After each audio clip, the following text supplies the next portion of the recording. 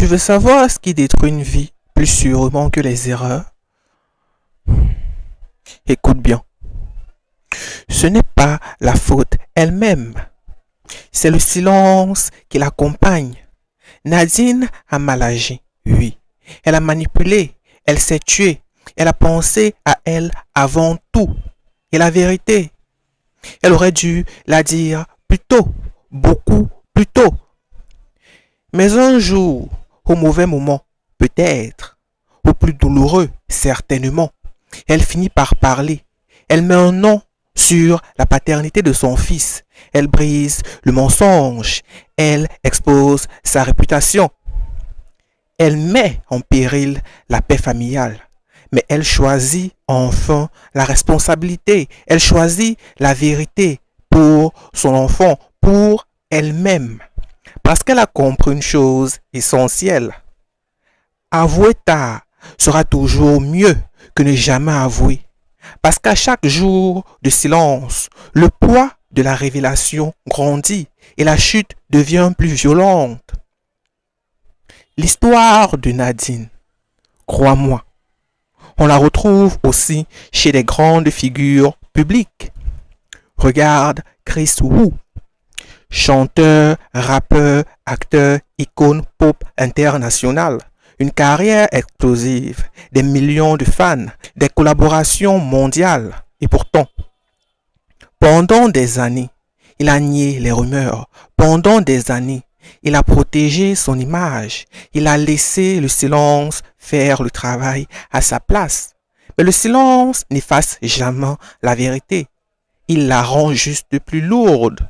Alors, quand les preuves sont arrivées, quand les accusations se sont confirmées, quand la justice s'est saisie, la chute a été brutale, définitive, et ce n'est pas la vérité qui l'a détruit. C'est d'avoir attendu trop longtemps pour l'assumer. Chris Wu l'a reconnu lui-même.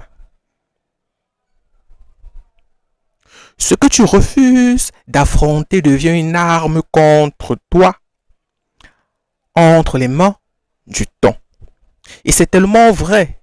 Tu peux cacher, tu peux éviter, tu peux retarder. Mais un jour, la vérité arrive, avec ou sans toi. Alors retiens ceci. La vérité n'est jamais parfaite. Elle n'arrive jamais au bon moment. Elle fait toujours mal. Mais la dire est toujours plus humain que de laisser le monde la découvrir sans toi. La responsabilité, c'est la liberté. Et l'honnêteté tardive reste de l'honnêteté. Et toi, as-tu déjà porté un silence trop lourd?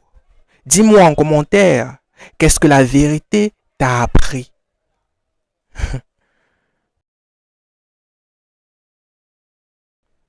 On croit souvent que l'amour, c'est rester. Mais parfois, la plus grande preuve d'amour, c'est d'avoir le courage de s'effacer. Jonathan aimait Pascaline, ça, personne n'en doute. Mais il a compris que l'amour ne suffit pas. Quand deux vies, deux mères, deux enfants se retrouvent liés dans un chaos qu'aucun mariage ne pourrait réparer. Alors, plutôt que d'imposer une union qui aurait créé des conflits interminables, des blessures répétées, des guerres silencieuses entre les familles, il fait un choix que peu d'hommes font aujourd'hui. Il renonce. Il met ses sentiments de côté. Il fait primer la stabilité des enfants sur ses propres désirs. Il a compris que rester par amour peut parfois détruire plus que partir par sagesse. Aimer, ce n'est pas toujours s'accrocher. Aimer, c'est parfois laisser la paix prendre la place de la passion. Parce que le vrai amour, ce n'est pas la possession. C'est la responsabilité. C'est la lucidité. Et ce choix, tu le retrouves aussi chez des icônes mondiales comme Russell Crowe, l'immense acteur de Gladiator et Beautiful Mind, Cinderella Man, un homme dont l'identité a conquis le cinéma entier. Maria Daniel Spencer, mère de ses deux enfants. Ils s'aimaient, mais leur mariage s'est usé. Et plutôt que de s'accrocher à quelque chose qui les détruisait lentement, ils ont choisi la paix. Russell Crowe n'a pas exposé les raisons, il n'a pas humilié, il n'a pas sali, il l'a respecté jusqu'au bout. Il a même organisé une vente aux enchères pour tourner la page des Art of Divorce. Une manière d'avancer sans amertume, sans guerre. Russell Crowe l'a dit. Parfois, le vrai amour ne tient pas à la possession, mais à la liberté qu'on accorde à l'autre. Et cette phrase, elle vaut plus que tout. Parce que rester ensemble, malgré l'usure, ça aurait détruit leur paix familiale, leur respect mutuel et peut-être même leurs enfants. La vérité, c'est qu'aimer, c'est aussi savoir quand s'arrêter, quand partir pour protéger ce qui reste, quand s'effacer pour laisser la paix respirer. Alors retiens ceci. Le courage ne se voit pas toujours dans ceux qui restent, mais aussi dans ceux qui partent pour éviter de faire du mal. Le vrai amour, parfois, c'est renoncer à ce qu'on veut pour protéger ce qu'on aime. Et toi, as-tu déjà dû partir, même en aimant encore? Dis-moi en commentaire, ton histoire peut aider quelqu'un aujourd'hui.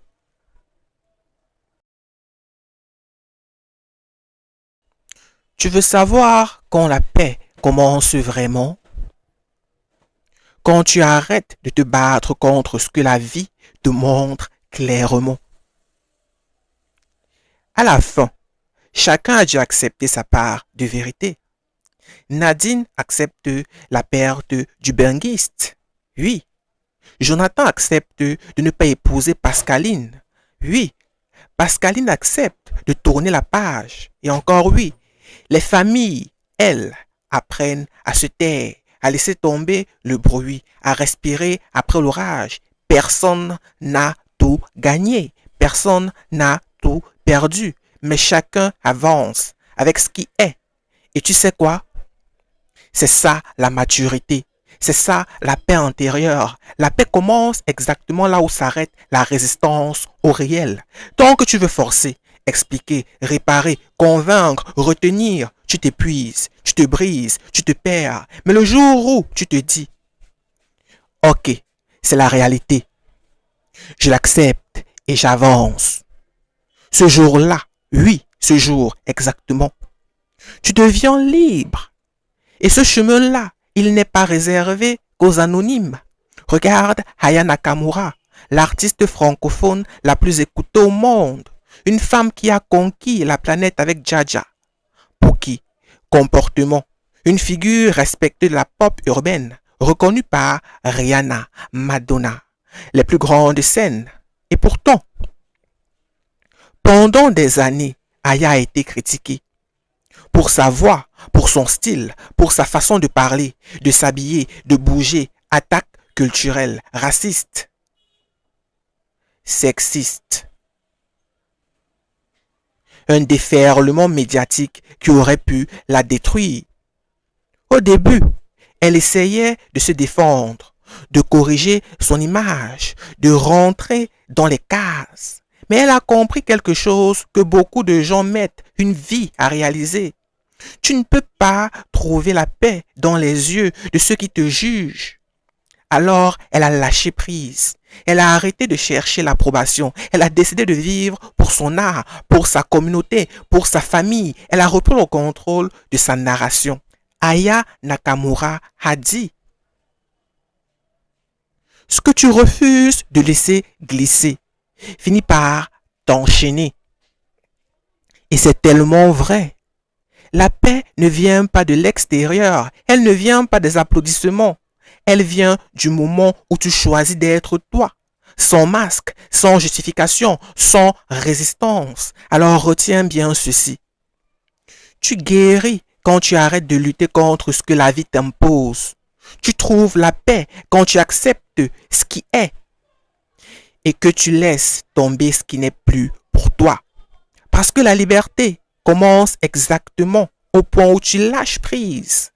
Et toi, qu'est-ce que tu dois accepter aujourd'hui pour retrouver la paix? Partage-le en commentaire.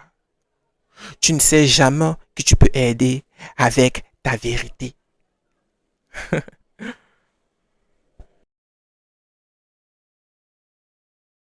Tu sais ce qui fait le plus mal? Les blessures de la famille.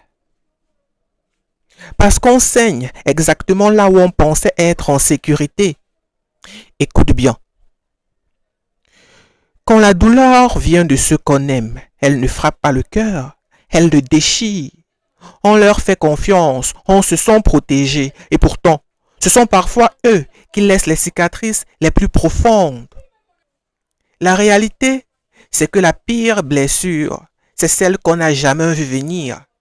Et apprendre à guérir de ça, c'est un acte de courage.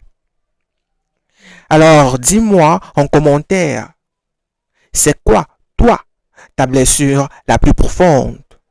Et abonne-toi pour d'autres histoires vraies.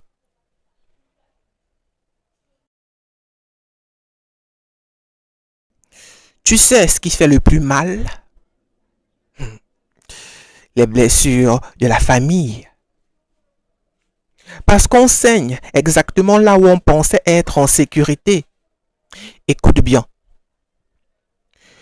Quand la douleur vient de ceux qu'on aime, elle ne frappe pas le cœur, elle le déchire. On leur fait confiance, on se sent protégé et pourtant, ce sont parfois eux qui laissent les cicatrices les plus profondes. La réalité, c'est que la pire blessure, c'est celle qu'on n'a jamais vu venir. Et apprendre à guérir de ça, c'est un acte de courage. Alors dis-moi en commentaire, c'est quoi, toi, ta blessure la plus profonde? Et abonne-toi pour d'autres histoires vraies.